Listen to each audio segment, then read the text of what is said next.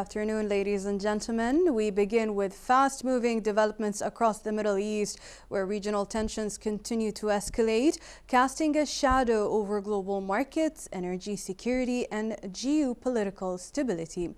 In the face of aggression and attempts to undermine our nation's security, Kuwait has once again demonstrated the strength of its people, vigilance of its institutions, and the unity that has long defined the nation.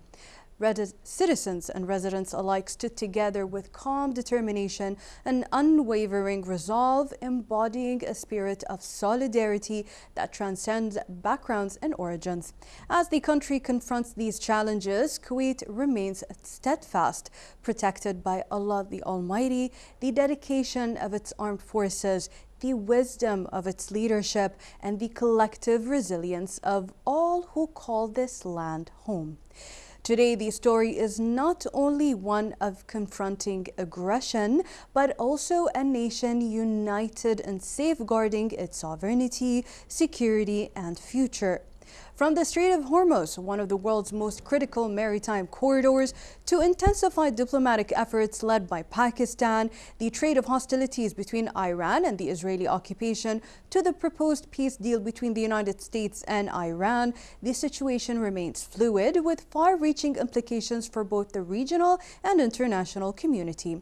In parallel, divisions among Western allies have come into sharper focus as NATO allies signal reservation to support further escalation, rather finding alternative ways to help the paralysis in the Strait of Hormuz and collectively call for de-escalation. These developments are already echoing across global markets, with instability in oil prices and notable changes in gold as a safe haven asset amid uncertainty. In the next 2 hours, we bring you a comprehensive coverage, including expert analysis, live updates from key capitals, and insights into how these developments may shape the region's immediate future and global outlook. Dear viewers, this is Sheikha Tamimi, and I welcome you to our continuous live special coverage. And here's where we begin. We start with the headlines of today, and locally, the Kuwaiti Army's General Staff reported that air defense systems successfully engaged with hostile objects as per the regular operational procedures. The General Staff further urged citizens to abide by the safety instructions specified by the competent authorities. As such, the Ministry of Foreign Affairs expressed the state of Kuwait's strongest condemnation of the continued and repeated Iranian attacks on the country, the latest of which occurred today morning. This latest escalation adds to this series of ongoing Iranian attacks and constitutes a dangerous escalation that endangers the lives of civilians and the safety of vital and residential facilities. In a statement, the ministry further affirmed that the reoccurrence of such attacks reflects a systematic and aggressive approach, a blatant violation of Kuwait's sovereignty, a flagrant breach of international law and the UN Charter, and an undermining of efforts to de-escalate tensions in the region. The ministry also emphasized that the state of Kuwait reserves its full right to take all necessary measures to preserve its security and defend its territory and vital facilities in accordance with international law and the UN Charter. Similarly, the state of Qatar strongly condemned the Iranian attacks on Kuwait, Bahrain, and Jordan, considering them a blatant violation of these countries' sovereignty and a flagrant breach of international law. In a statement, the Qatari Ministry of Foreign Affairs stressed the need to spare the region the repercussions of these unjustified attacks and to work towards de-escalation in order to restore regional and international security and stability. The ministry reiterated Qatar's full solidarity with Kuwait, Bahrain, and Jordan, and its support for all measures they take to preserve their sovereignty and security. Meanwhile, the United Arab Emirates also strongly condemned the Iranian attacks targeting Kuwait, Bahrain, and Jordan with missiles and drones. In a statement, the United Arab Emirates Ministry of Foreign Affairs said that these attacks constitute a blatant violation of the sovereignty of the three brotherly nations and a threat to their security and stability. The UAE affirmed its full solidarity with Kuwait, Bahrain, and Jordan, and its support for all measures taken to preserve their security and stability. Egypt also strongly condemned the Iranian attacks targeting Kuwait, Jordan, and Bahrain, which constitute a flagrant violation of the sovereignty and territorial integrity of the brotherly nations and a highly dangerous escalation that threatens the security and stability of the entire region. In a statement issued today, the Egyptian Ministry of Foreign Affairs affirmed the country's full solidarity with Kuwait, Jordan, and Bahrain in confronting these unacceptable attacks and its support for all measures taken by these countries to preserve their security, stability, and protect their citizens and national assets. The statement added that the security and stability of brotherly Arab states are an integral part of Egypt and Arab national security, reiterating Egypt's categorical rejection of any actions or practices that aims to undermine the sovereignty of states or threaten their security and territorial integrity. In this context, Egypt stressed the importance of de-escalation and respect for the rules of international law in order to preserve the security and stability of the region. In related news, the General Command of the Bahrain Defense Force announced that Iran continues its systematic aggression through its treacherous missile and drone attacks targeting civilians in the Kingdom of Bahrain.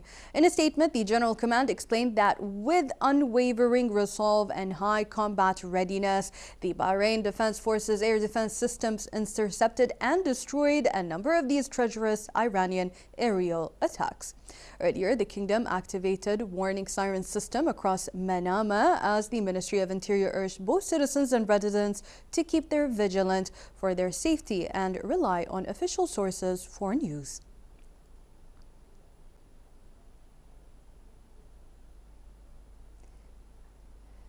And in Jordan, the army reported that 5 missiles fired from Iran towards the eastern Al-Azraq region have been shot down successfully this morning with no human nor material damage reported. The Jordanian General Command of the Armed Forces assured its personnel will maintain maximum preparedness in defense of the sovereignty and safety of the Hashemite Kingdom of Jordan against any breach of the airspace. Now, dear viewers, recent statements by U.S. President Donald Trump have suggested that negotiations remain under consideration even as disagreements persist over the terms of a potential settlement and the broader security arrangement required to prevent further escalation between Washington and Tehran. These developments coincide with continued exchanges between Iran and the Israeli occupation, as well as growing international concern over the risk of a wider regional conflict. As diplomatic efforts seek to contain the crisis and restore stability, attention remains focused on the prospects for renewed negotiations, the security of regional waterways, and the broader implications for Middle East stability and global energy markets. This report brings us the full story. The United States military has concluded a series of strikes targeting Iranian air defense systems, ground control stations, and radar surveillance sites near the Strait of Hormuz. The operation, launched in retaliation of a downing of a U.S. Apache helicopter, has further heightened uncertainty surrounding the prospects of de-escalation between the two nations. U.S. Central Command confirmed that the operation established a proportional response to recent attacks on U.S. forces and international commercial vessels transitioning regional waters. It further stressed that American forces remain vigilant and prepared to respond to any further threats, underscoring their posture against what it described as unjustified Iranian aggression. The Apache helicopter was reportedly brought down by a one-way Iranian attack drone.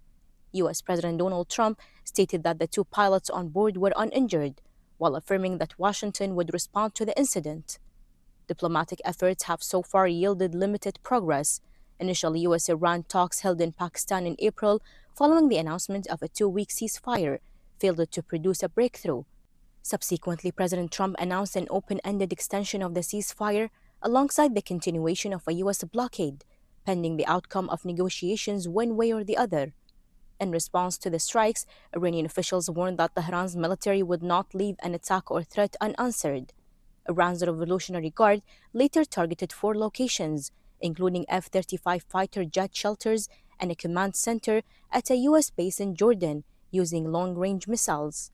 As tensions escalate across the Middle East, the state of Kuwait intercepted today morning hostile aerial targets, while the Kingdom of Bahrain issued an air raid alert after Iranian forces claimed to have struck a U.S. base within its territory. The latest developments risk placing additional strain on ongoing efforts to secure a broader peace agreement and the wider Middle East conflict and ensure the reopening of the Strait of Hormuz, a critical artery for global energy supplies and international trade.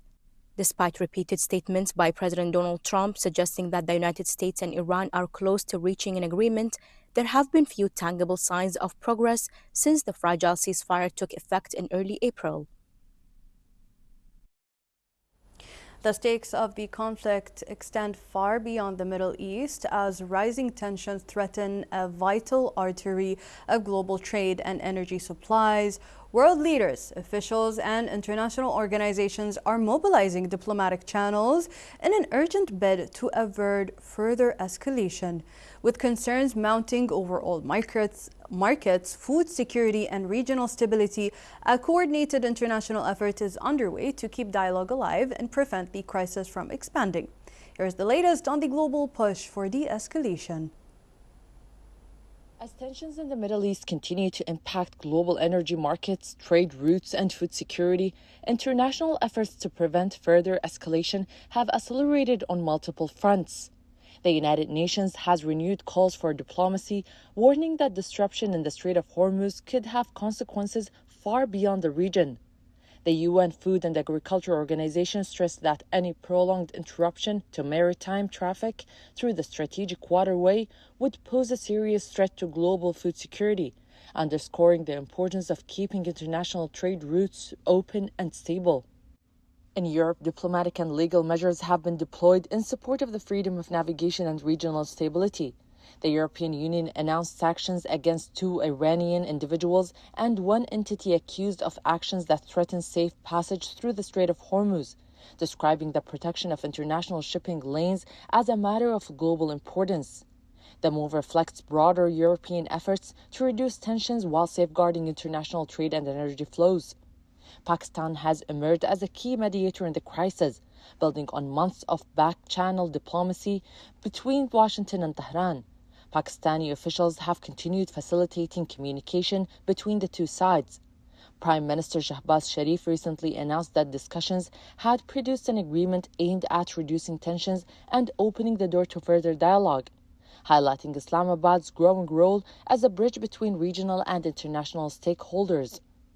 The United Kingdom has also intensified its diplomatic engagement alongside European and international partners. London has repeatedly called for restraint, the reopening of maritime routes, and a return to dialogue. British officials have emphasized that regional stability and freedom of navigation are essential for global economic security. These diplomatic efforts appear to be producing cautious signs of progress.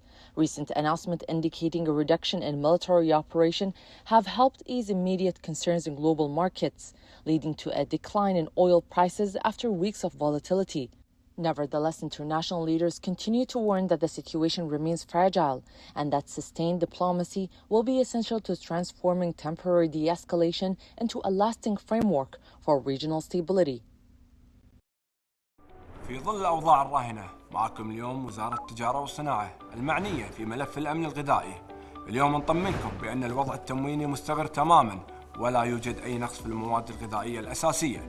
كذلك حركة الأسواق طبيعية والسلع متوفرة في نقاط البيع والمخازن بشكل منتظم. إنتاج المياه في المصانع المحلية مستمر على مدار الساعة لضمان تلبية احتياجات الجميع. سلاسل الإمداد تعمل بشكل طبيعي وسلس ولا توجد أي عوائق في تدفق السلع إلى الأسواق، كما أن الأسواق المركزية وجميع نقاط البيع تعمل بشكل طبيعي، والجمعيات التعاونية تواصل نشاطها المعتاد دون أي تأثير. ونؤكد على الجاهزية الكاملة لخطط الطوارئ مع استمرار فرق الرقابة التجارية في متابعة الأسواق ميدانيا بشكل يومي لضمان استقرار الأسعار وتوفر السلع الأساسية فيها. لذلك اليوم احنا نطمنكم ونبشركم بأن الأمور طيبة إن شاء الله ويحافظ الله. تؤكد جمعية الهلال الأحمر الكويتي جاهزيتها للاستجابة للطوارئ والكوارث في ظل الأوضاع الجيوسياسية الحاصلة في المنطقة. جمعية الهلال الأحمر الكويتي تعمل من ضمن منظومة إنسانية متكاملة مع مؤسسات دولة الكويت من حيث الاستجابة السريعة وتجهيز المتطوعين من ضمن أفرقة مختلفة للاستجابة للطوارئ في سرعة قصوى. يعد متطوعين جمعية الهلال الأحمر الكويتي من المتطوعين اللي تم تدريبهم مكثفاً في الإسعافات الأولية والاستجابة للكوارث والاستجابة الميدانية. تؤكد جمعية الهلال الأحمر الكويتي جاهزيتها الميدانية ورفع جاهزيتها من حيث الاستجابة للطوارئ في حالات اللي يتم ندائها. بالنسبة للمخزون الاستراتيجي لجمعية الهلال الأحمر الكويتي فإحنا على أتم الاستعداد للاستجابة في حال النداء من قبل مؤسسات حكومة دولة الكويت. منظومة الاتصالات بالكويت شغالة بكفاءة عالية ولله الحمد، والهيئة العامة للاتصالات وتقنية المعلومات مستعدة لأي طارئ لا قدر الله. وفي ظل التوترات اللي تمر فيها المنطقة فعلنا خطط الطوارئ وعززنا التعاون مع الجهات المعنية عشان نضمن استقرار الخدمات الرقمية وسرعة الاستجابة لأي مستجد. الوضع تحت المتابعة وكل الجهات المختصة على أتم الجاهزية. عسى الله يحفظ الكويت وأهلها. The United Kingdom has been among the countries actively calling for restraint, de-escalation, and the protection of regional stability amid the ongoing tensions in the Middle East. British Prime Minister Keir Starmer has repeatedly stressed the importance of avoiding a wider conflict and maintaining diplomatic efforts to prevent further deterioration of the situation. To shed more light on the British position and London's role in ongoing diplomatic efforts, we are joined by our correspondent in London, Jamal Shaheen, to tackle a few topics related to international efforts. Welcome to our show once again, Jamal. Thank you for having me. Now, British Prime Minister Keir Starmer has repeatedly called for de-escalation and restraint. How is the British government assessing the current trajectory of the crisis? And is there growing concern in London that the situation could move beyond diplomatic control? First of all, just like 1 hour ago, the Prime Minister Keir Starmer has remained deeply concerned about the current of the crisis on the Gulf situation, and especially in the Strait of Hormuz. He emphasized the need for restraint and de-escalation. And he also confirms the diplomacy remains the perfect path and the only solution to this crisis, not to go in a war. He also confirms that the United Kingdom is in full solidarity. And also the United Kingdom yesterday and the Foreign Secretary yesterday confirmed the United Kingdom is full solidarity with GCC country and it's against any hostile activity from the Iranian government. And it's so clear from the British government that they prefer to go in a diplomatic way. Foreign Secretary Yvette Kuba confirmed he had a call with the Iranian Foreign Minister Abbas Araghchi, and she confirmed to him the only way is to diplomacy, and she urged him to stop escalate the situation and stop hostile activity, and also find a way and give the way to the diplomatic way, not to escalate the situation more, as we see last 48 hours. And also, on the other hand, the United Kingdom is confirmed she is ready to play its part to demining the corridor of the Strait of Hormuz within 6 days after they have agreement. So London is still working and to de-escalate the situation, and the only way is through diplomacy and make arrangement with international community and with GCC countries. Now, including these, what concrete diplomatic efforts has the UK undertaken in recent weeks to support international mediation and encourage a return to negotiations between the parties involved? The problem here is still between Iran and the United States. Any breakthrough to the diplomacy is welcome. The chairman of the Labour Party today announced that she's welcome any diplomatic effort to find a solution and the final agreement between Iran and the United States. This is one of the most important issues. They are welcome any any diplomatic solution. As I mentioned before, the Foreign Secretary had a call with Iranian Foreign Minister Abbas Araghchi, and she urged him to accept any diplomatic and to go to the diplomatic way, through the diplomatic way, because if we're still going and escalate the situation, this will not sort out the problem. It will complicate it and complicate the security and the stability, not only in the Middle East, but also in the global energy. This is why the United Kingdom and Europe from the beginning have its initiative to go ahead and have multinational force to keep the security and the stability in the Strait of Hormuz after they reach to the agreement, because they believe if they go with it's a multinational force before the hostile activities end, it will escalate the situation more. And the main target now is to de-escalate the situation. Now, Jamal, how does London view its role in maintaining stability in the Gulf, particularly given the strategic importance of energy supplies and international maritime routes? If we go back to after 48 hours from the beginning of this war in the first day of March, United Kingdom from the beginning understand this is unaccepted war. This is unaccepted escalation in the situation. There is no reason for this war. This is why they refuse to grant the United Kingdom, the United States, any access to its military base. But this situation has changed completely after Iran attacked its neighbor from GCC country. In this case, in this time, 48 hours, the Prime Minister Keir Starmer has changed his position to participate in defensive action, and they granted the United States to take its military base in defensive action. In the same time, the number of Typhoon and the fighter and F-35 is the highest level, the highest number since 15 years in the region. After a contact with the leader of GCC countries, they increased its military assets in the area and they participate in defense about the sky of GCC country. But because they understand there is no any plan for the second day of the war, they don't like to go in offensive action. They deepen its relationship with and the military, its military cooperation with GCC country. They deployed a lot of new air defense system and also deployed a new technology in GCC country and the British military base in the area, with increase the number of F-35 and Typhoon fighter.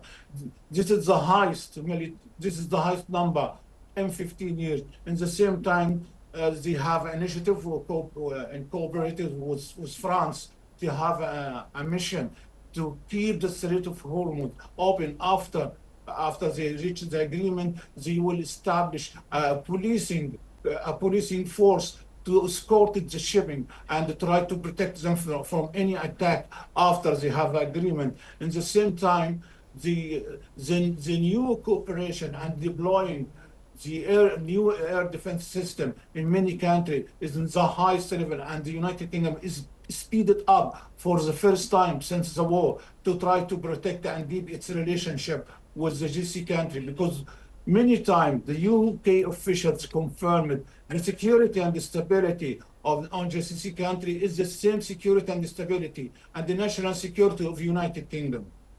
So, since the UK has traditionally maintained close relations with both Gulf partners and Western allies, is this how it's balancing these relationships while advocating for de-escalation and regional stability? Yes. This is true, because one of the most important things here is the GCC country is the most deep-rooted strategic relationship with the United Kingdom. And this is why they work in close with France, Germany, and the European partner, and also in the United States with the regional government to promote coherent and diplomatic message that encourage everything to de-escalate and reduce the tension and support the effort to achieve sustainable political solution. This is the main target in the main target by United Kingdom, because they have a good close contact with GCC country leaders. They understand nobody in our area is wanting to more escalation in the situation. Most of our countries is looking for de-escalate the situation and go back to normality before the 1st of March. This is why the United Kingdom have a key roles in de-escalate the situation, not participate in offensive war to have more wider war in the region. To what extent is Britain coordinating with France, Germany, the European Union and regional partners in developing a unified diplomatic approach to the crisis? The problem here is that we can't take anything into account because this is very fluid situation.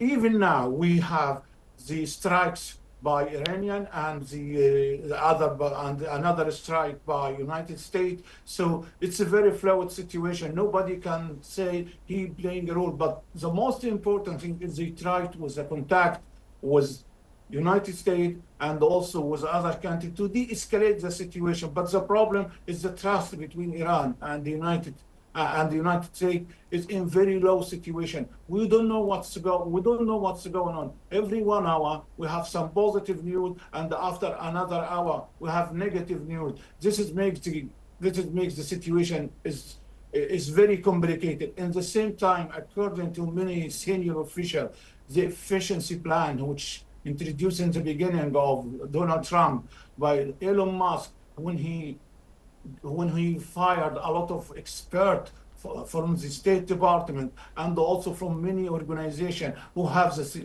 a good experience with Middle East, with Europe. Most of them now is out of work. So it would be very complicated to make a huge direct contact in this time when Mr. Donald Trump have a very different view with its most allied from.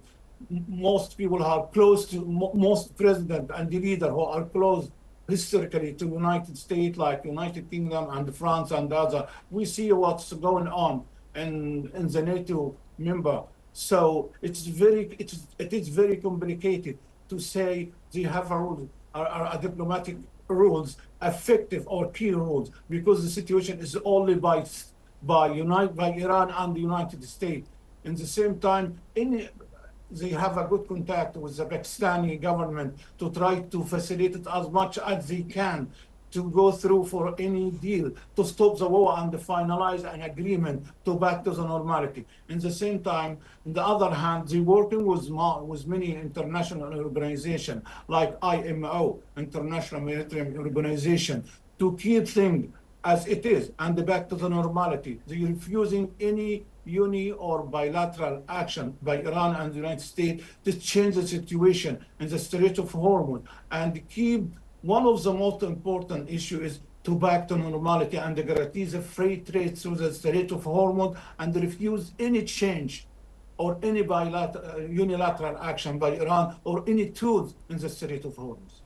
Well then, how concerned is London about the implications of continued tensions for the Strait of Hormuz and global trade routes?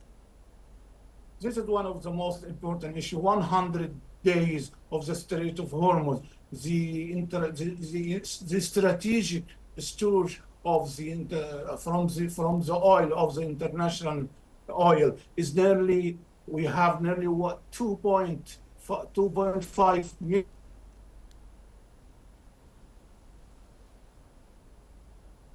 Dear viewers, we will be taking a short break and we will be back. في ظل الأوضاع الراهنة معكم اليوم وزارة التجارة والصناعة المعنية في ملف الأمن الغذائي. اليوم نطمنكم بأن الوضع التمويني مستقر تماما ولا يوجد أي نقص في المواد الغذائية الأساسية. كذلك حركة الأسواق طبيعية والسلع متوفرة في نقاط البيع والمخازن بشكل منتظم. إنتاج المياه في المصانع المحلية مستمر على مدار الساعة لضمان تلبية احتياجات الجميع. سلاسل الإمداد تعمل بشكل طبيعي وسلس ولا توجد أي عوائق في تدفق السلع إلى الأسواق، كما أن الأسواق المركزية وجميع نقاط البيع تعمل بشكل طبيعي، والجمعيات التعاونية تواصل نشاطها المعتاد دون أي تأثير. ونؤكد على الجاهزية الكاملة لخطط الطوارئ مع استمرار فرق الرقابة التجارية في متابعة الأسواق ميدانياً بشكل يومي لضمان استقرار الأسعار وتوفر السلع الأساسية فيها. لذلك اليوم احنا نطمنكم ونبشركم بأن الأمور طيبة إن شاء الله ويحافظ الله. تؤكد جمعية الهلال الأحمر الكويتي جاهزيتها للاستجابة للطوارئ والكوارث في ظل الأوضاع الجيوسياسية الحاصلة في المنطقة. جمعية الهلال الأحمر الكويتي تعمل من ضمن منظومة إنسانية متكاملة مع مؤسسات دولة الكويت من حيث الاستجابة السريعة وتجهيز المتطوعين من ضمن أفرقة مختلفة للاستجابة للطوارئ في سرعة قصوى. يعد متطوعين جمعية الهلال الأحمر الكويتي من المتطوعين اللي تم تدريبهم مكثفاً في الإسعافات الأولية والاستجابة للكوارث والاستجابة الميدانية.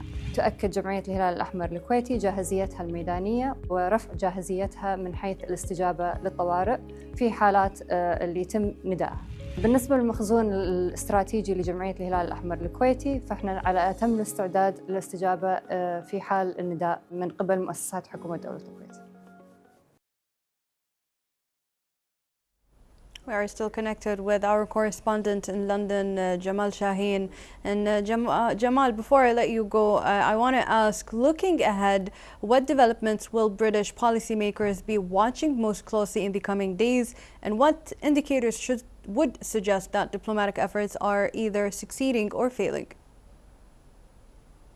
One of the most important issues, not only the British policymaker, the whole international world policymaker will be watching closely for a sign for either escalation or renewed diplomatic engagement. This is a key indicator and the key indicator factor. It includes the tone of official communication, the willing of all parties to engage in a dialogue. This will be the most important issue. Because we, as I said, this is very fluid, fast-moving situation. Because we can't take any announcement by Iran or by Donald Trump in account, because this will change it after 1 hour or 2 hours. So we keep eye on how the engagement in a diplomatic effort to finalize an agreement. This is one of the most important issues. It will be considered as a positive movement in this area, would be viewed as evidence that the diplomatic efforts are going to be successful. But in the same time, they will keep eyes, and if there is any failure, because the diplomacy, if you failure 1 or 2 or 3, you should keep your diplomatic effort till you succeed. There is no war ended without sitting in the table. So sooner or later, we will sitting in the table to finalize agreement. So they will keep eye how to minimize the time of this disruption and to continue in escalation, and to try to minimize as much as they can to go in a table. Whatever happened, they try to find a solution between Iran and the United States with coordination with GCC country and the international community. But one of the most important issues is they should find a way not to allow Iran to have a nuclear weapon or threaten its neighbor countries again. They try to find a comprehensive and settle the dispute in a way that Iran should back to the normality and to engagement with the international community and to stop its hostile action. Jamal Shaheen, our correspondent from London, I thank you once again for your vigilance and giving us the latest updates from where you're at. Take care and goodbye. A narrow stretch of water connecting the Arabian Gulf to the world has once again become the focus of global attention. The Strait of Hormuz, through which millions of barrels of oil pass every day, remains a critical lifeline for international energy markets. As concerns grow over the possibility of disruption, governments and energy agencies are relying on strategic reserves and alternative routes to safeguard supplies. However, how long can these measures withstand a prolonged closure? This report will detail the situation. More than 100 days after the closure of the Strait of Hormuz, Global oil prices have so far avoided the worst-case scenario thanks to the large-scale release of strategic petroleum reserves. However, energy experts warn that this buffer zone is gradually shrinking, raising concerns about a sharper supply shock in the months ahead. The Strait of Hormuz is one of the world's most critical energy corridors, handling roughly a third of global seaborne crude oil trade before the disruption. To prevent a severe energy supply crisis, member countries of the International Energy Agency coordinated the release of approximately 400 million barrels from the emergency stockpiles, the largest coordinated drawdown in the agency's history. The release has helped offset part of the lost supply and stabilize global markets. Additional support came from the alternative export routes, including pipeline network in Saudi Arabia and the United Arab Emirates, as well as increased production from several oil-producing countries. Together, these measures have reduced the immediate impact of disruption on global energy supplies.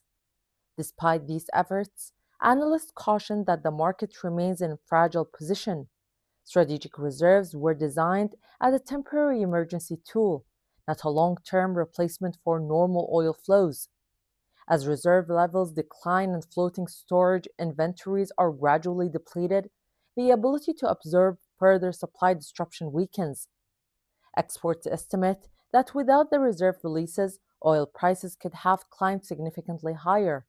While markets have remained relatively stable, continued restriction on the Strait of Hormuz would widen the supply gap and place renewed upward pressure on prices.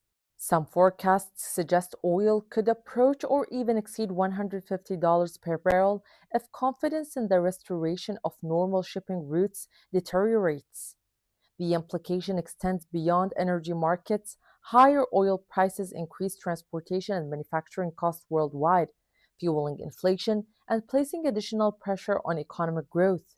Raising insurance and shipping costs further amplify the economic impact, particularly for countries heavily dependent on imported energy. For now, strategic reserves continue to serve as a vital cushion against supply disruption. Yet energy analysts agree that they are only buying time. If the Strait of Hormuz remains closed for an extended period, global markets may eventually move from managing the shock to confronting a genuine shortage for supply, with the significant consequences for energy security of the global economy. Ladies and gentlemen, you're still watching our special live coverage regarding the latest updates in the regional situation. And to further examine the implications of these developments on the regional stability in greater depth, we are joined in the studio once again by a distinguished political analyst, Dr. Fahad Al-Mikrad, who will provide insights into the potential impact of the ongoing regional tensions. Hello to our show once again, Doctor. Welcome. Now, Kuwait finds itself in a region experiencing significant tensions, despite not being a party to the conflict. How would you assess Kuwait's diplomatic approach in balancing neutrality while protecting its national interests? Yes, national interest is very important for Kuwait. As everybody knows, Kuwait foreign policy consider one of the important factors in the GCC countries with balancing the relationship internally and with other countries like Europe and USA and even the superpowers. Therefore, I think the balance of power and the Kuwait as a mediator in the past and in the present play an important role. With this current situation in Iran, it's a very complicated issue. If we go back to the history of Iran, revolution of Iran, 47 years now.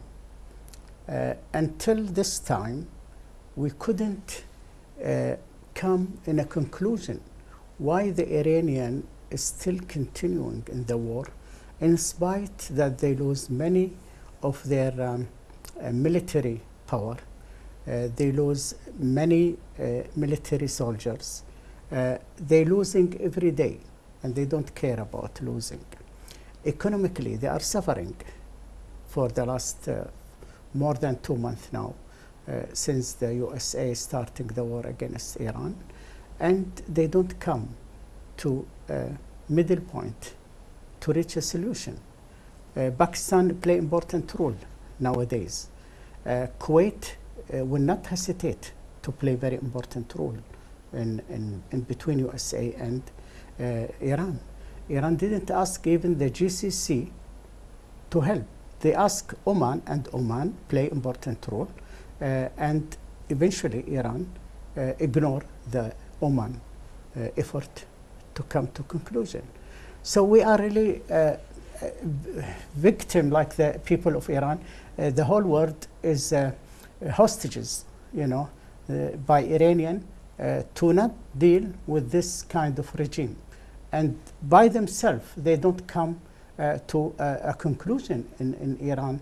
As I said before, the conflict between the Revolutionary Guard and the office of the president and the Khamenei office. So we are, unfortunately, we are not reaching any expecting conclusion to reach a peace in between USA and Iran.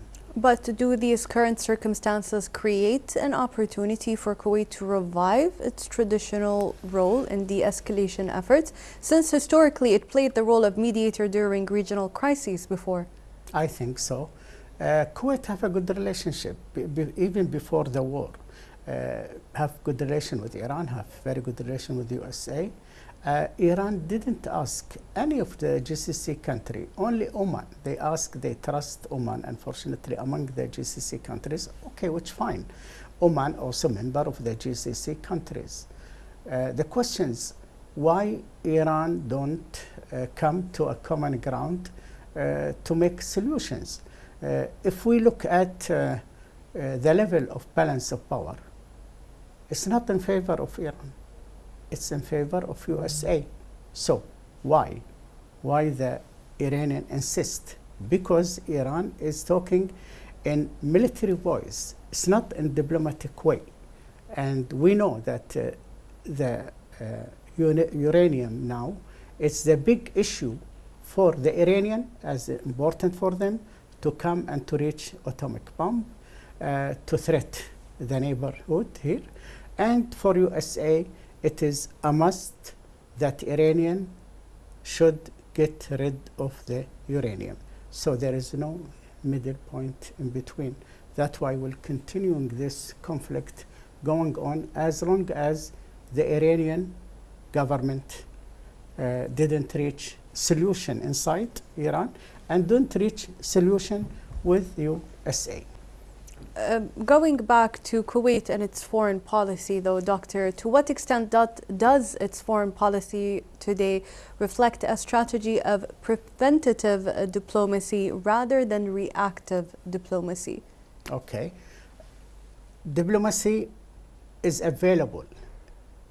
Kuwait, Qatar, Saudi Arabia, name it, of the GCC countries.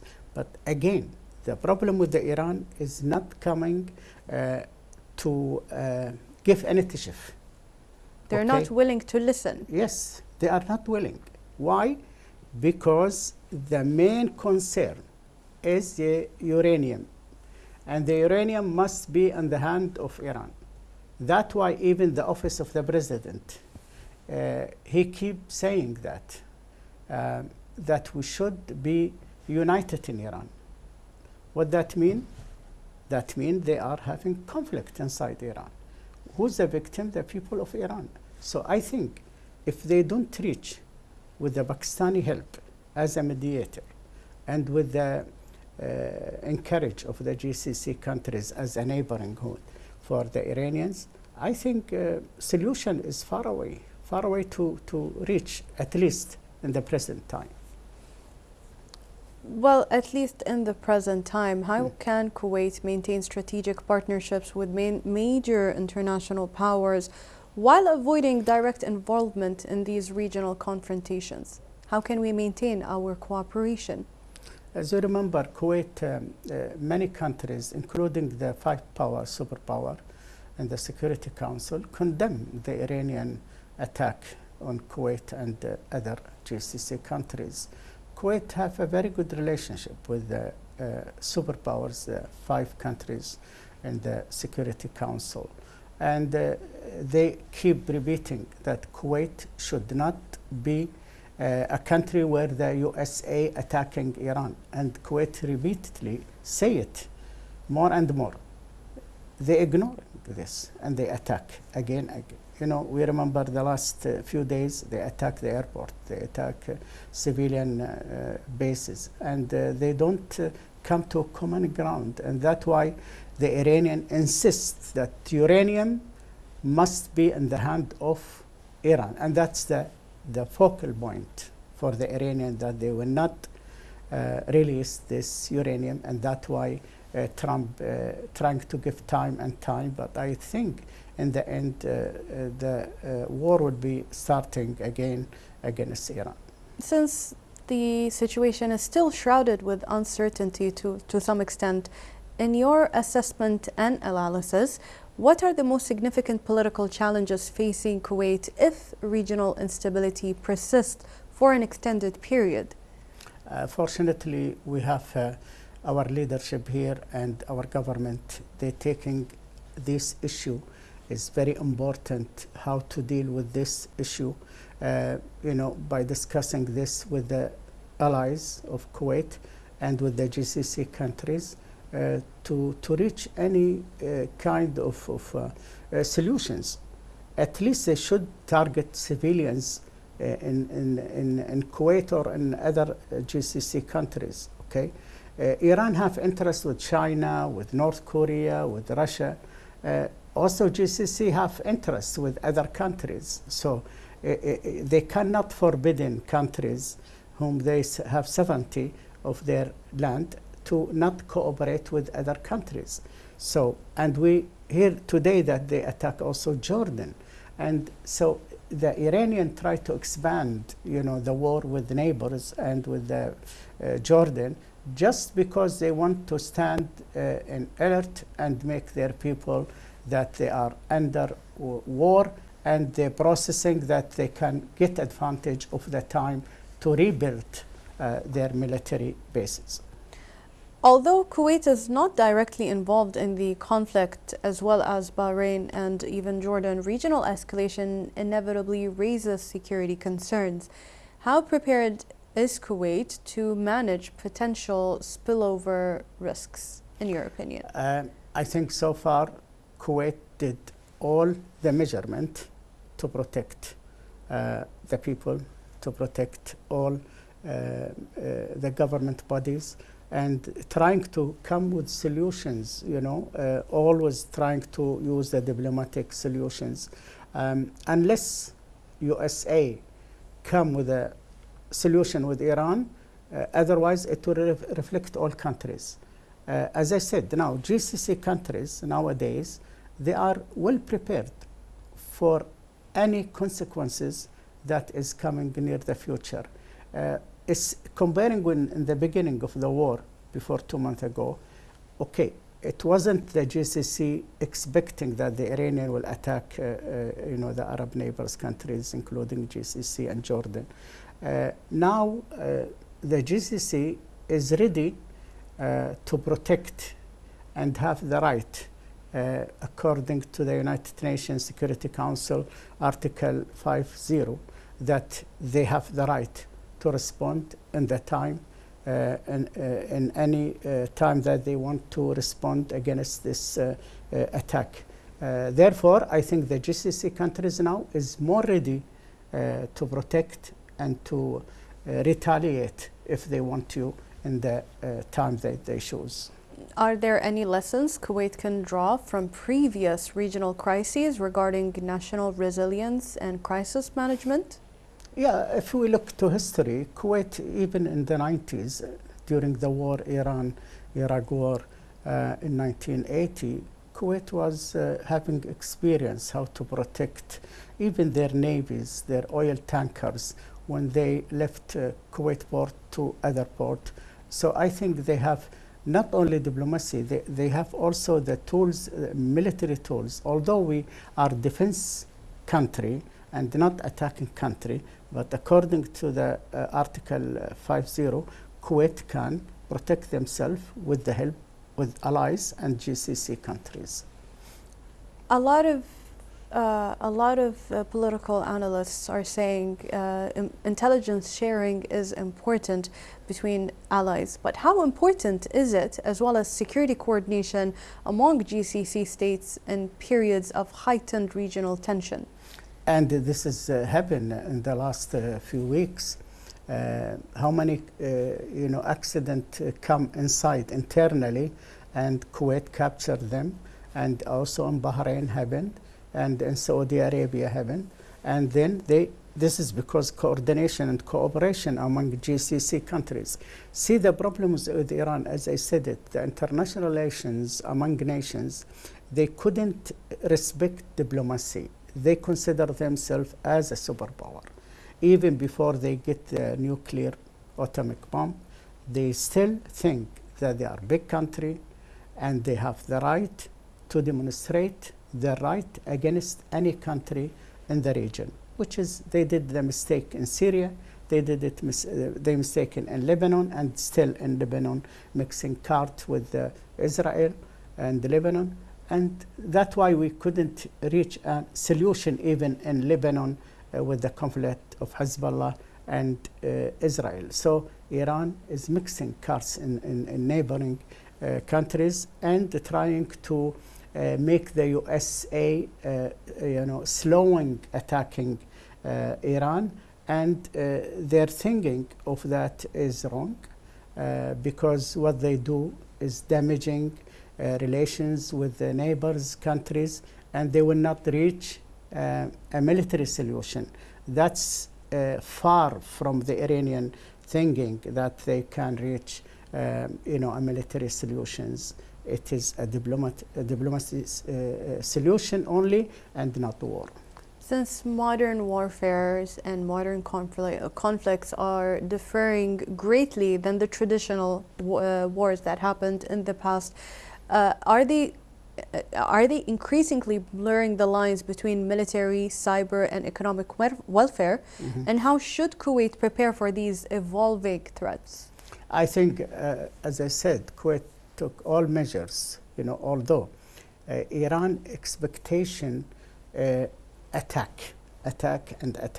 That's the only thinking of the Iranian decision making. Revolutionary Guard run the state, not the state run the Revolutionary Guard. Even military, the Iranian military should be belong to the president of Iran. It's belong to also Revolutionary Guard. I think there is no understanding among the power in Iran, all levels that I said, the three levels, they have conflict among themselves. I think the Iranian will pay a high price if they don't come in a common ground with the Pakistani and with the USA. Dr. Fahad Al-Mikrad, we will be back with you shortly with further insight. But for now, regional tensions continue to escalate as diplomatic efforts continue to explore pathways toward de-escalation. Lebanon remains at the center of regional calculations, with many observers viewing stability along the Lebanese front as a critical component of any broader effort to reduce tensions in the Middle East. However, prospects for calm remain uncertain as Israeli occupation military operations continue across southern Lebanon and other areas, despite ongoing ceasefire arrangements and repeated international calls for restraint.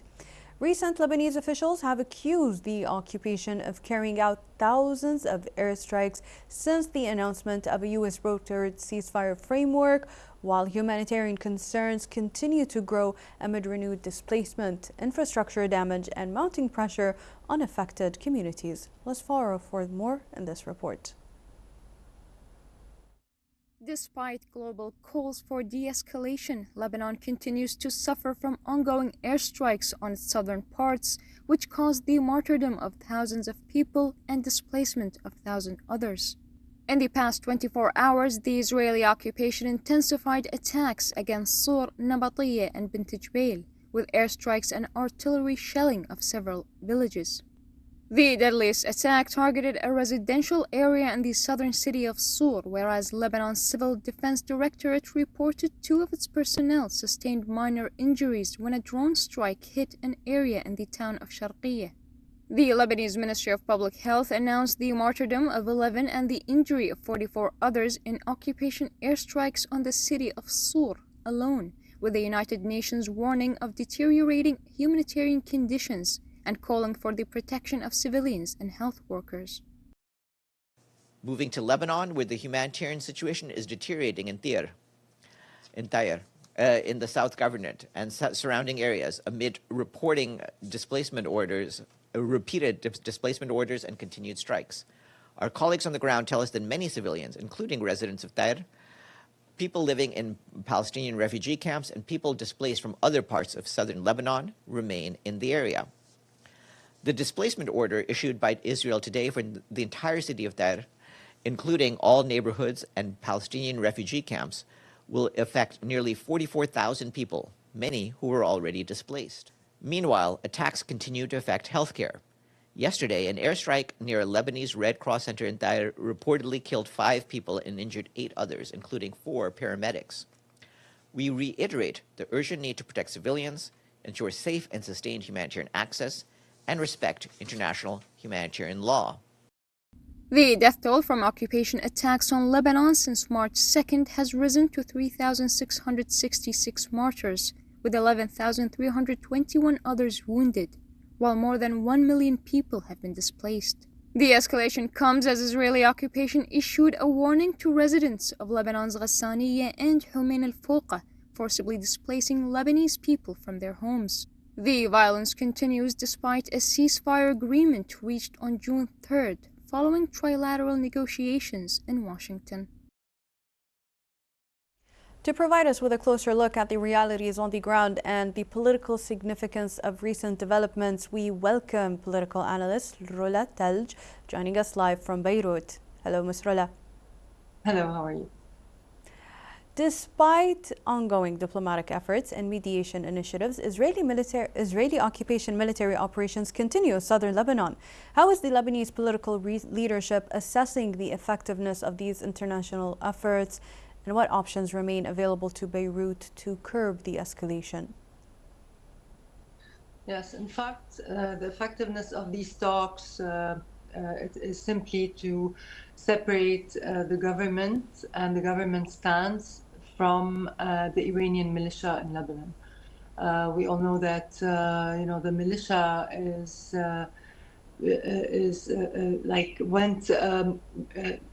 went overboard following the demands and the plan of Iran instead of letting the government handle the situation and the escalation in the south and in Lebanon in general.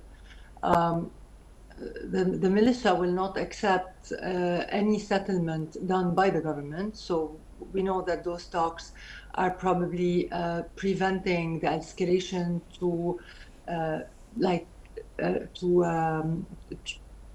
to change from an attack against the militia towards the government. At least they are trying to protect the rest of Lebanon from this devastating war. It's known that Iran has the upper hand, and they want to try everything in order to handle the situation and handle the talks on behalf of Lebanon.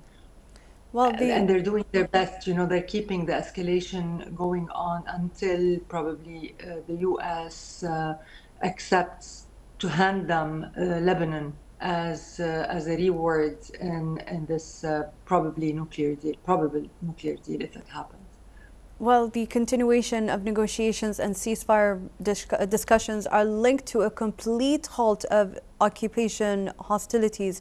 In your assessment, how much does the ongoing military escalation undermine the prospects for a sustainable political settlement?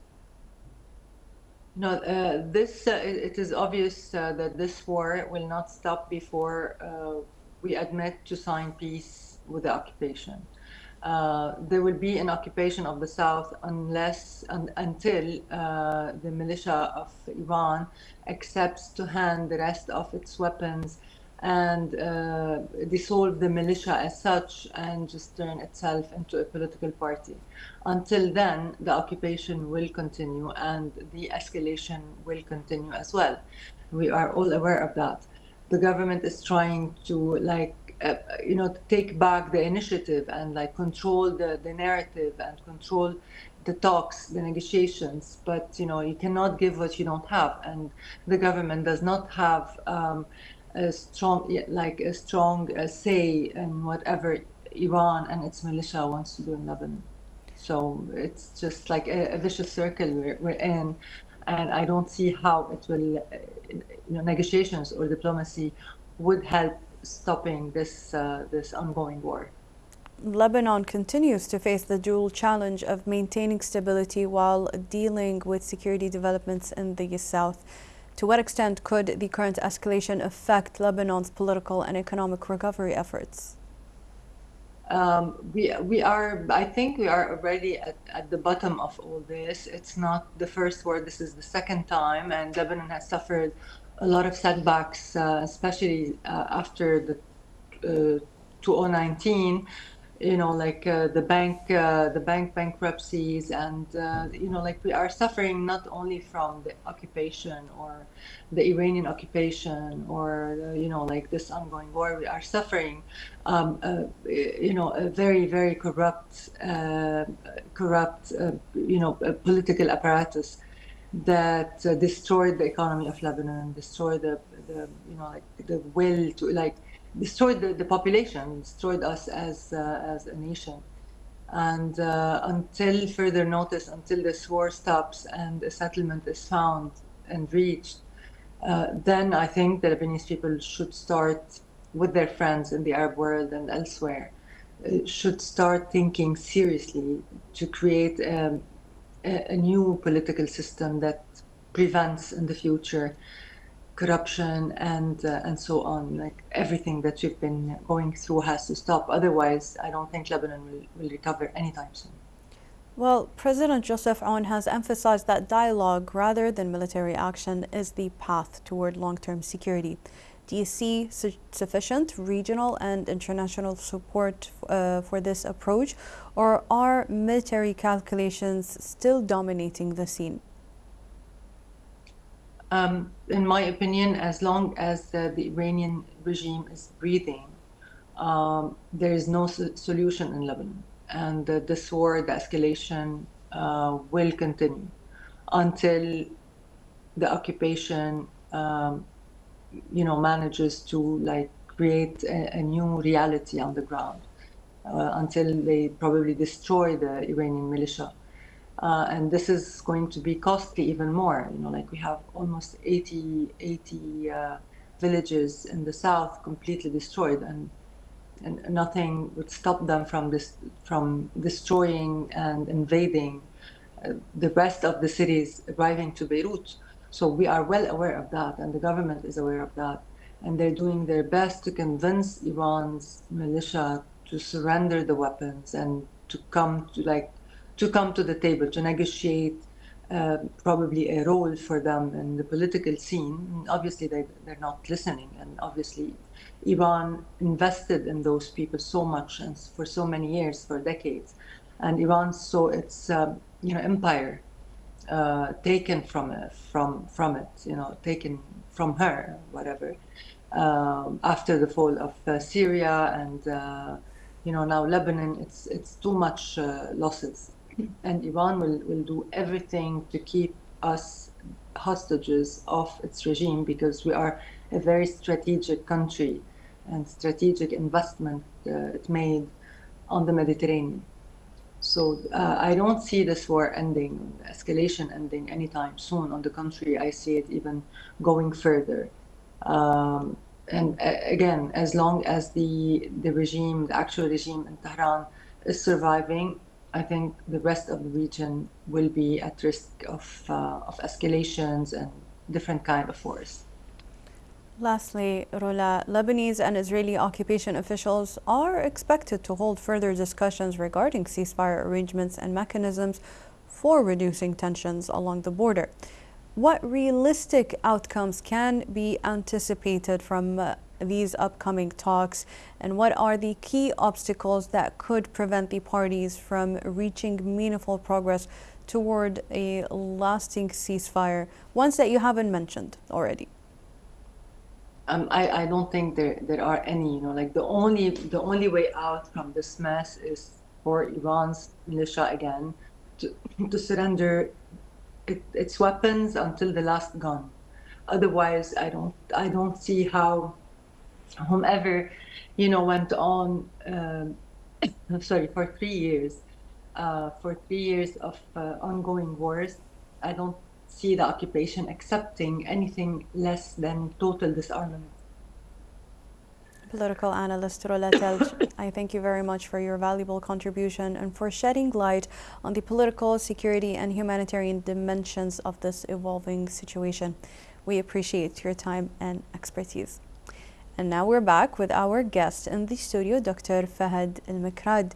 Dr. Fahad, following this little segment from Lebanon, but diving back into Kuwait, and as Kuwait's economy remains closely linked to global energy markets, how do current tensions affect Kuwait's economic outlook in both the short and medium term?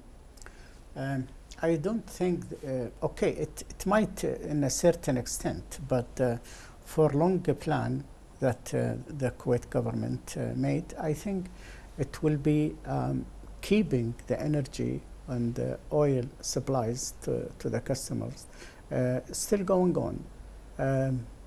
Either way, even GCC countries, as Saudi Arabia mentioned it, that they have alternatives to the Red Sea and others.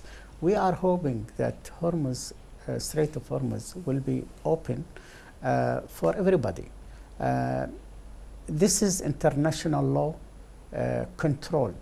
You know that any strait or any water law, that they should not be kept by any country. Therefore, I think it's a matter of time that all GCC countries have obligations toward their suppliers, and toward their export their oil. Therefore, I think there is solutions for that, and I think in the future also the GCC countries will take in consideration these issues, as long as the Iranian concept to the world and to the neighbors is, not friendly basis with them. I think they have to have solutions.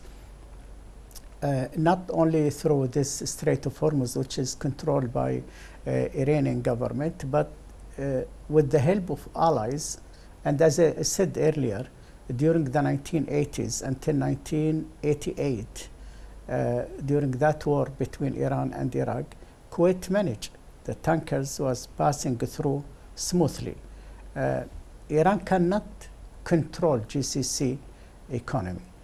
The economy of Kuwait and GCC countries will continue and will be strong, and the supply will be continuous, regardless if the war will be continuing or will come to peace solutions.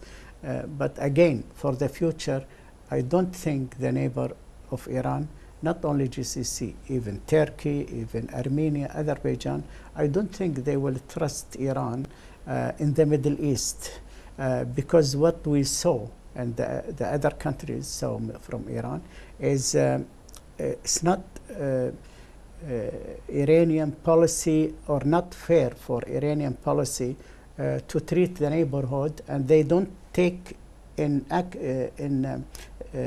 regarding the country's relationship, diplomatically relationship, they don't respect all of this. And your report just now with Lebanon is one example, that they want and insist to be in Lebanon and to fight from the land of Lebanon. So that lead to us that Iranian is mixing cart, and they don't want to reach solutions. And if they don't reach solution by next week, I think might be a war again between USA and Iran. Back to the economic implications, Doctor. While higher oil prices may generate additional revenues, what economic risks could accompany sustained geopolitical instability in the region? Of course, geopolitics, as we see now, the GCC countries have the right to defend themselves, to protect, their economy, their energy. And we have in the past, how many times Iranian attack oil refactory in Saudi Arabia, in Kuwait, and Qatar. We still, and as Qatar sharing even oil or gas between Iran, 50-50 between Iranian and Qatar, Qatar still suffering from the partner, which is Iran, and 50-50 in the gas in the border of the sea. They don't respect even for Qatar to have the right for her gas to be export to their clients. And that's why we think GCC, with coordination with themselves and cooperation, I think they will reach a point that they can manage these issues, which is very important for the economy, and eventually they will come for solutions. Well, Doctor, what sectors beyond oil could experience indirect impacts from regional tensions, particularly within Kuwait's domestic economy? I think everybody is suffering, but fortunately that the GCC country managing and have coordination among themselves, and they can, I said the minimum, of having hurt the economy is very less than what we expecting that it might be huge regarding the USA attacking Iran or Iran attacking USA. So I think it's still in the safe side, GCC countries to manage their oil export or even to have import. So I think they're reaching, something in the middle to discuss among GCC countries. And I think I'm optimistic that it will have solutions near the future. Could prolonged instability alter international energy investment patterns across the Gulf region? I think, since there is a coordination and cooperation among themselves, I think that will be reached. Even, internationally, no country,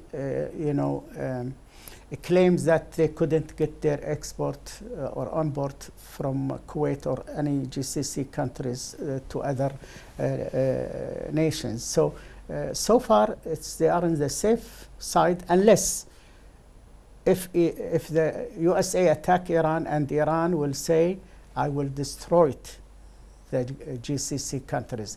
Then in this case, it might everybody suffering in this case. Let's hope that there is solutions, that the Pakistani mediator will be reaching solutions and convinced Iran to sit in round table and come in the solution. Dr. Fahd Al-Mukrad, we will be taking another phone call and we will be back to you. But before we do, as regional tensions continue to escalate and uncertainty surrounding the conflict persists, attention is increasingly turning to the political economic repercussions for Gulf economies, including in the state of Kuwait. While Kuwait's economy benefits from strong fiscal buffers, substantial sovereign assets, and its position as a major oil exporter, prolonged instability in the region could influence financial markets, investor sentiment, supply chains, and energy trade flows. The situation has also renewed focus on the resilience of Kuwait's economic institutions and the country's ability to navigate periods of geopolitical uncertainty while maintaining financial and economic stability. Let's follow for more. Kuwait's economy is highly exposed to regional conflict through oil markets, trade routes, investor sentiment, and supply chain stability. The IMF notes that Kuwait's recovery has been supported by non-oil growth and the unwinding of OPEC Plus cuts, while also stressing that lower oil revenues have weakened fiscal and external positions, despite Kuwait's still strong financial buffers. The most immediate channel of impact is energy, Any disruption to Gulf maritime routes, particularly the Strait of Hormuz, directly affect oil export, shipping costs, insurance premiums, and market expectations. Reports showed that Kuwait Petroleum Corporation said Kuwait could restore around 70% of oil production within 6 to 8 weeks after reopening of Hormuz, showing both the importance of the route and the operational challenges created by prolonged disruption. For the state of Kuwait, higher oil prices may temporarily support state revenues, but prolonged war creates wider economic risks. Rising energy and transport costs can feed into inflation, increase import costs, delay logistics, and affect private sector activity. The World Bank has also warned that regional geopolitical tensions remain among the key risks facing Gulf economies, alongside oil price volatility and global trade fragmentation. At the financial level, Kuwait enters this period with important strengths. The Central Bank of Kuwait's Financial Stability Report for 2024 emphasized the resilience of the banking and financial systems, while S&P affirmed Kuwait's AA-, A-1+ rating with a stable outlook, citing substantial fiscal assets as a key buffer against regional shocks. However, these buffers do not eliminate the need for caution. Kuwait's dependence on oil revenue means that war instability can complicate fiscal planning, development spending, and investment confidence, especially if volatility continues. This reinforces the importance of economic diversification, stronger non-oil sectors, and the long-term objectives of Kuwait 2035 vision. In addition, the war's economic impact on Kuwait is not limited to oil prices alone. It extends to markets, logistics, inflation, public finances, and investor confidence. While Kuwait's financial position remains supported by strong sovereign assets and a stable banking system, the continuation of regional tensions keeps economic resilience and crisis management at the center of national priorities. في ظل الأوضاع الراهنة، معكم اليوم وزارة التجارة والصناعة المعنية في ملف الأمن الغذائي. اليوم نطمنكم بأن الوضع التمويني مستقر تماماً ولا يوجد أي نقص في المواد الغذائية الأساسية. كذلك حركة الأسواق طبيعية والسلع متوفرة في نقاط البيع والمخازن بشكل منتظم. إنتاج المياه في المصانع المحلية مستمر على مدار الساعة لضمان تلبية احتياجات الجميع. سلاسل الإمداد تعمل بشكل طبيعي وسلس ولا توجد أي عوائق في تدفق السلع إلى الأسواق، كما أن الأسواق المركزية وجميع نقاط البيع تعمل بشكل طبيعي، والجمعيات التعاونية تواصل نشاطها المعتاد دون أي تأثير. ونؤكد على الجاهزية الكاملة لخطط الطوارئ مع استمرار فرق الرقابة التجارية في متابعة الأسواق ميدانياً بشكل يومي لضمان استقرار الأسعار وتوفر السلع الأساسية فيها. لذلك اليوم احنا نطمنكم ونبشركم بأن الأمور طيبة إن شاء الله ويحافظ الله. تؤكد جمعية الهلال الأحمر الكويتي جاهزيتها للاستجابة للطوارئ والكوارث في ظل الأوضاع الجيوسياسية الحاصلة في المنطقة. جمعية الهلال الأحمر الكويتي تعمل من ضمن منظومة إنسانية متكاملة مع مؤسسات دولة الكويت من حيث الاستجابة السريعة وتجهيز المتطوعين من ضمن أفرقة مختلفة للاستجابة للطوارئ في سرعة قصوى. يعد متطوعين جمعية الهلال الأحمر الكويتي من المتطوعين اللي تم تدريبهم مكثفاً في الإسعافات الأولية والاستجابة للكوارث والاستجابة الميدانية. تؤكد جمعية الهلال الأحمر الكويتي جاهزيتها الميدانية ورفع جاهزيتها من حيث الاستجابة للطوارئ في حالات اللي يتم ندائها.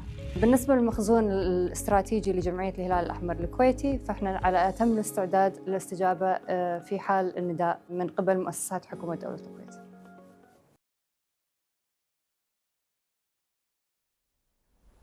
Ladies and gentlemen, to gain even deeper insights into the economic political dimensions of these developments and examine their implications for regional stability, we are now joined by engineer Jafar Al-Bazzaz, oil and gas expert, who will help us unpack the key drivers shaping the current situation.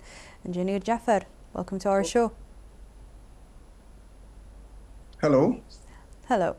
I want to ask, Kuwait and the United States have reaffirmed the importance of safeguarding navigations in the Strait of Hormuz as a cornerstone of global energy security. In your assessment, how vulnerable are international oil markets to any disruption in the strait today, and what practical alternatives exist for Gulf producers should maritime risks increase? Yes, to evaluate how vulnerable international oil markets are today and determine the most viable alternatives for Gulf producers, we should look at the current capacity of global supply chains and regional pipeline infrastructure, because energy markets and geopolitical risks shift rapidly. The international oil market remains highly vulnerable to disruption in the Strait of Hormuz, which historically handle roughly 13 million barrels per day, according for nearly 31% of all seaborne crude flows. Let us discuss the crude refineries and logistics. Due to the conflict and the restriction of traffic, global crude prices surged from an initial $80 per barrel to a sustained level above $100 per barrel. US$ per barrel. Extreme volatility persists, with benchmark prices swinging by 9% to 12% on any new news of potential diplomatic breakthrough or ceasefire frameworks. Let's talk about refinery strain. Drawing down inventories has cushioned the immediate shock. However, prolonged slowdown threatens to force production cuts at ASEAN refineries. Buyers in China, India, Japan, and South Korea are the most exposed, as the traditional consume 70% of the straight oil export. And now let's talk about the logistics. As we know, the logistic rerouting capacities of Gulf producer, while regional exporters have spent years planning for maritime contingencies. Current pipeline alternatives can only absorb a fraction of the displayed volumes. Furthermore, liquefied natural gas, as we know from Qatar, Ras Laffan, is, let me say, transferring as a zero alternative pipeline infrastructure exists to bypass the strait. The recent Kuwait-US discussions highlighted the link between energy security and global economic stability. Do you believe the world is entering a new era where energy diplomacy will carry the same weight as traditional political and security alliances? And what role can Kuwait play in that transformation? Yes, well, this is a good question, to be honest. Yes, in fact, of course, energy diplomacy is no longer a tool of tradition foreign policy. It has become a foundation driver of reshaping geopolitical power to equal traditional military and political alliance. The new era of energy diplomacy is a transition to a multipolar. Here we'll talk about the energy world, okay, as written the rules of international relation. Energy security is now directly tied to, let me say, tied to national security and global economic survival. Access to energy and green technology supply chains is in a new shape. Binding alliances that often override historical political differences. The ability to secure or disturb energy flow is now utilized as a primary tool of statecraft, carrying geopolitical weight equal to military disturb of energy is flow equal to, let me say, what do you call it, like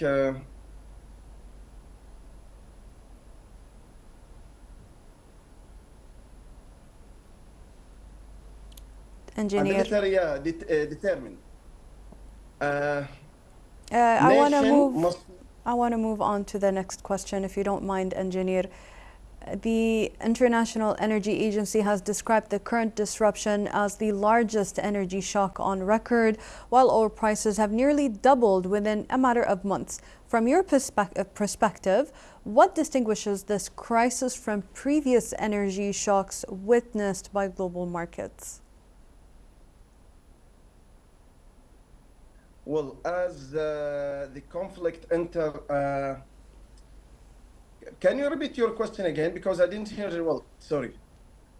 Of course. The International Energy Agency has described the current disruption as the largest energy shock on record, while oil prices have nearly doubled within a matter of months. From your perspective, what distinguishes this crisis from previous energy shocks witnessed by global markets? Yes. The oil price threshold at which a consuming nation stops simply absorbing costs and actively alter their economy policy.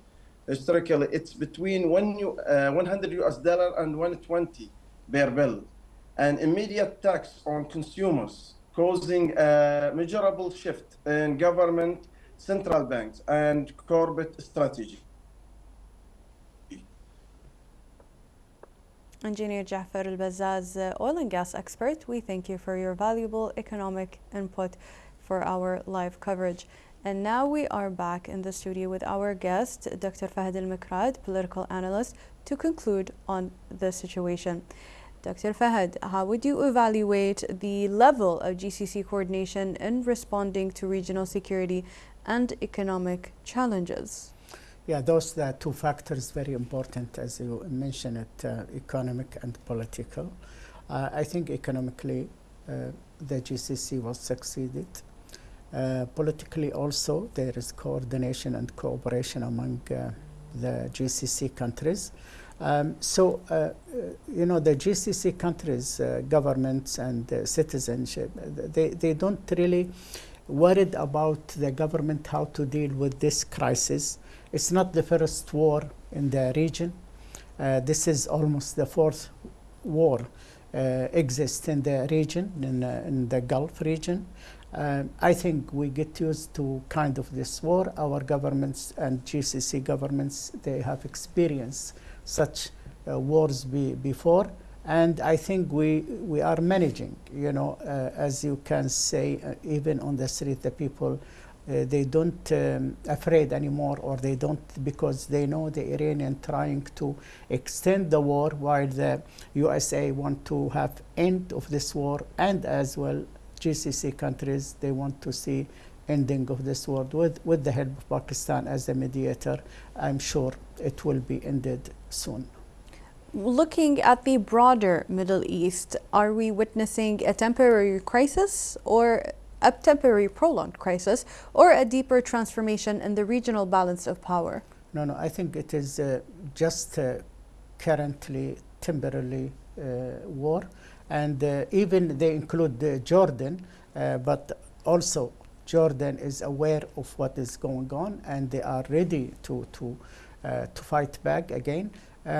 Therefore, I think with the help of Pakistan, I think they will reach solutions, at least for the next 6 months is coming, until they will see the directions of Iran, whether they will keep the uranium or they will release it according to the demand of the USA. Dr. Mikrad, how do you assess the risk of regional flashpoints expanding into a wider security challenge, affecting multiple countries simultaneously, as with the recent news that we heard, as Jordan has been affected by the recent attacks as well? Yeah, as I said, Iran cannot face the power of USA. They cannot face even Israel, but they can try to face the GCC countries and Jordan. Therefore, I will not think, I'm not thinking that the Iranian will be succeed in doing any damage, especially economically and politically in the region. Therefore, it will be clear-cut coming soon from USA to because USA also, they have many issues, internally issues. They want to put an end of this war by announcing that the USA get victory against Iran, and it will be finished soon. Dr. Al-Mikrad, before we conclude, we must ask you, 5 years from now, when analysts look back at this period, when you look back at this period, what do you believe will prove more significant? The military escalation itself, the impact on energy security, or the restructuring of global energy trade routes, or perhaps a mix of all? I think it will be a mix, at least for the next 3 years. It will be a mix of the 3 factors that you did mention.